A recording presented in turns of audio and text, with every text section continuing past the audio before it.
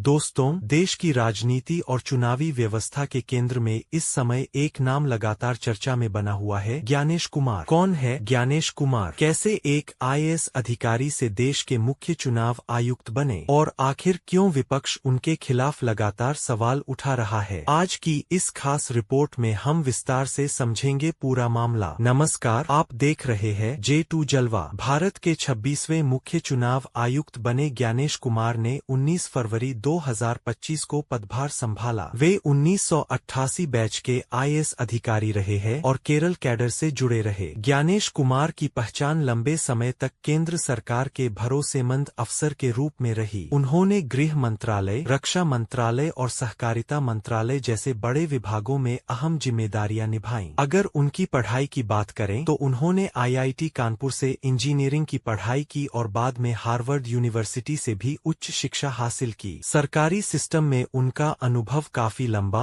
और प्रभावशाली माना जाता है। लेकिन अब सवाल उठता है कि आखिर वे विवादों में क्यों है? दरअसल मुख्य चुनाव आयुक्त बनने के बाद से ही विपक्षी दल लगातार उन पर सवाल उठा रहे हैं। विपक्ष का आरोप है कि चुनाव आयोग की निष्पक्षता पहले जैसी नहीं रही और आयोग पर सरकार का प्रभाव बढ़ता जा रहा है। कई विपक्षी नेताओं ने दावा किया कि कुछ राज्यों में वोटर लिस्ट संशोधन, चुनावी प्रक्रियाओं और फैसलों को लेकर पारदर्शिता पर सवाल खड़े हुए हैं। इसी बीच पश्चिम बंगाल और कुछ अन्य राज्यों से जुड़े चुनावी मामलों ने विवाद को और बढ़ा दिया। सोशल मीडिया पर भी कई वीडियो और पोस्ट वायरल होने लगे जिनमें चुनाव आयोग और ज्ञानेश कुमार को लेकर तरह-तरह के दावे किए गए। विपक्षी सांसद साकेत गोखले समेत कई नेताओं ने सीधे तौर पर ज्ञानेश कुमार पर निशाना साधा। कुछ नेताओं ने तो यहाँ तक कहा कि चुनाव आयोग की निष्पक्षता खतरे में है और इसकी जांच होनी चाहिए। हालांकि चुनाव आयोग ने इन आरोपों को खारिज करते हुए कहा कि आयोग पूरी तरह संविधान के अनुसार काम कर रहा है। अब बात करते हैं उस बड़े विवाद की जिसने राजनीतिक माहौल को और गर्मा दिया। हाल ही में सोशल मीडिया और कुछ राजनीतिक मंचों पर यह दावा किया गया कि ज्ञानेश कुमार के खिलाफ सख्त कार्रवाई हो सकती है, यहाँ तक कि जेल भेजने जैसी बातें भी कही गईं। लेकिन जब इस पूरे मामले की फैक्ट चेकिंग हुई तो पता चला कि कई दावे बढ़ा चढ़ाकर पेश किए गए थे। अब तक ऐसी कोई आधिकारिक जानकारी सामने नहीं आई है जिसमें अदालत द्वारा ज्ञानेश कुमार को दोषी ठहराया गया हो या जेल भेजने का आदेश दिया गया हो। यही कारण है कि इस मुद्दे पर लोगों के बीच भ्रम की स्थिति बनी हुई है। एक तरफ विपक्ष लगातार सवाल उठा रहा है तो दूसरी तरफ सरकार और चुनाव आयोग का कहना है कि संस्थाओं को बदनाम करने की कोशिश की जा रही है। अब यहाँ सबसे बड़ा सवाल यह उठता है कि क्या भारत का चुनाव आयोग पहले की तरह पूरी तरह निष्पक्ष दिखाई दे रहा है? क्योंकि चुनाव आयोग लोकतंत्र की सबसे महत्वपूर्ण संस्थाओं में से एक माना जाता है। अगर जनता का भरोसा चुनाव आयोग पर कमजोर पड़ता है तो इसका असर सीधे लोकतंत्र पर पड़ सकता है। राजनीतिक विश्लेषकों का कहना है कि आज के दौर में चुनाव आयोग पर दबाव पहले की तुलना में ज्यादा बढ़ गया है। सोशल मीडिया ट्रायल, राजनीतिक बयानबाजी और लगातार होने वाले चुनाव आयोग के फैसलों पर विवाद, ये सभी चीजें संस्था की छवि को प्रभावित करती है। हालांकि कुछ विशेषज्ञ यह भी कहते हैं कि चुनाव आयोग को लेकर केवल आरोप लगाना पर्याप्त नहीं है। अगर किसी के पास ठोस सबूत है तो उन्हें अदालत और संवैधानिक प्रक्रियाओं के जरिए सामने लाना चाहिए, क्योंकि बिना प्रमाण के लगातार आरोप लगाने से लोकतांत्रिक संस्थाओं पर लोगों का विश्वास कमजोर हो सकता है। अब नजर डालते हैं जनता की प्रतिक्रिया पर। सोशल मीडिया पर लोगों की राय पूरी तरह बंटी हुई दिखाई देती है। कुछ लोग ज्ञानेश कुमार का समर्थन कर रहे हैं और कह रहे हैं कि वे एक अनुभवी अधिकारी है जिन्हें राजनीतिक रूप से निशाना बनाया जा रहा है।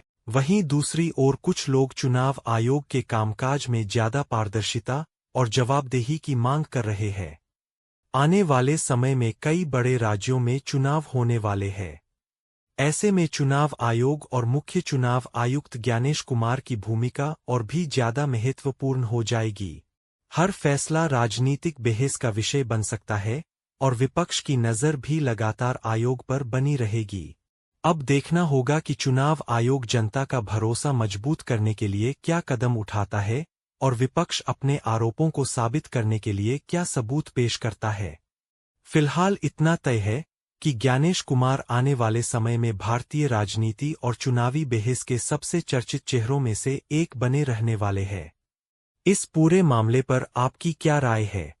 क्या चुनाव आयोग पूरी तरह निष्पक्ष काम कर रहा है या फिर विपक्ष के सवालों में दम है? अपनी राय हमें कमेंट करके जरूर बताइए। अगर आपको यह रिपोर्ट पसंद आई हो तो वीडियो को लाइक करें, शेयर करें और चैनल J2 जलवा को सब्सक्राइब करना बिल्कुल न भूलें। धन्यवाद।